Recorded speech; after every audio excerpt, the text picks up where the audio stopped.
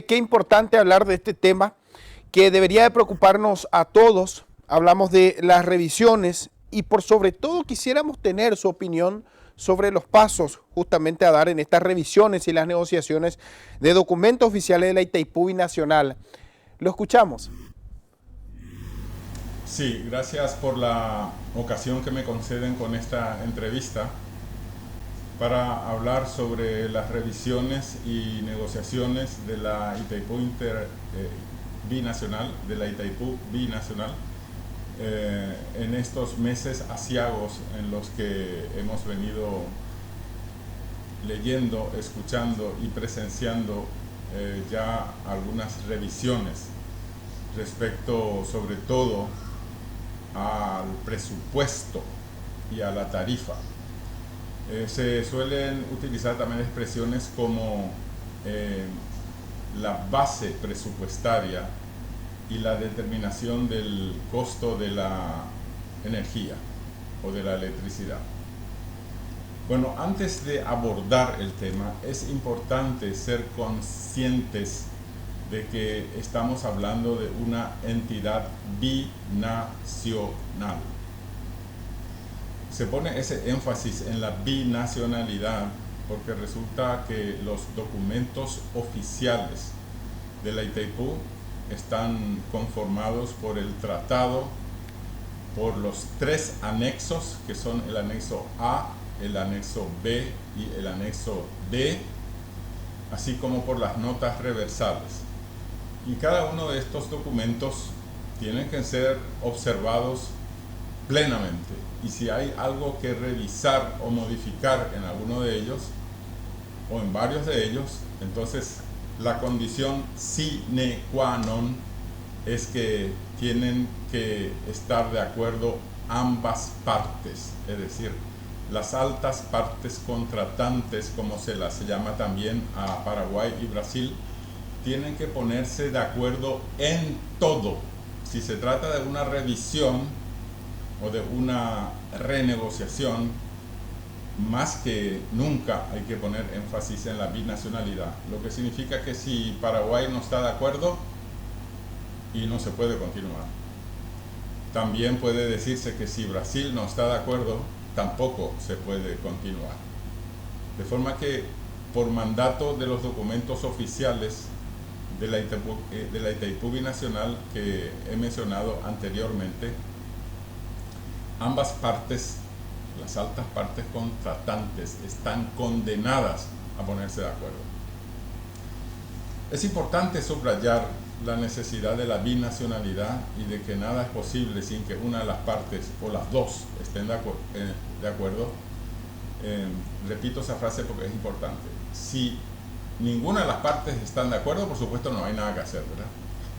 Pero si tan solo una de las partes, en una parte del camino binacional que hay que recorrer para poner en vigencia una revisión o una modificación, si en una de esas partes del largo camino, una de las partes no está de acuerdo y hay que encontrar una fórmula de acuerdo, de lo contrario, esa revisión o esa modificación no va a ser posible o no va a tener lugar legalmente hablando o binacionalmente hablando. Una vez que se haya hecho esa aclaración y con toda contundencia, hay que recordar también que la entidad binacional es una entidad jurídica de derecho público internacional, que está establecida como condominio indiviso. Es decir, nada puede dividirse en el emprendimiento hidroeléctrico. No se puede, por ejemplo, pensar que hay un conjunto de directores paraguayos y otro conjunto de directores brasileños. O dicho de otra forma, que el directorio de un lado es paraguayo y del otro lado es brasileño. No, el directorio es binacional, está conformado por paraguayos y brasileños y no se lo puede dividir. Lo mismo puede decirse de la consejería o del consejo.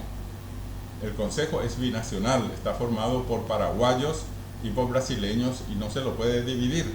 Y eso vale absolutamente para todo. Tampoco se puede decir que esta parte de las aguas sea brasileña y esta parte de las aguas sea paraguaya, no, todo es propiedad binacional. Tampoco se puede decir que esta turbina es paraguaya y que esta otra turbina es brasileña, no, todo es absolutamente binacional.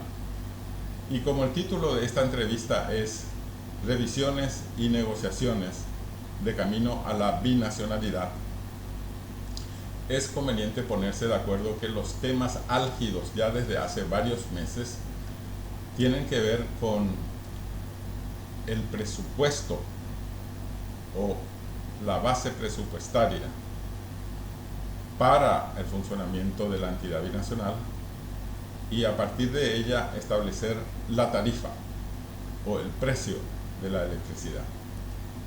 Estamos recién en esa parte de las revisiones y eventualmente negociaciones. Por eso no podemos avanzar en los pasos siguientes, que son, por ejemplo, la determinación de la potencia a ser contratada o de la electricidad a ser contratada. Aparte de eso, hay otras revisiones que hay que hacer y que hay que analizar también. Por ejemplo, ni siquiera se ha iniciado todavía la revisión del anexo C. Hay que usar bien esa palabra, la revisión del anexo C. El anexo C es el resultado de todo lo relacionado con el costo de la producción de la energía. Es decir, allí hay que determinar claramente cuánto es el importe total de la deuda a pagar y desde cuándo es que la deuda desaparece. Bueno, está ocurriendo que en este año 2022 ya una parte importante de esa deuda desaparece.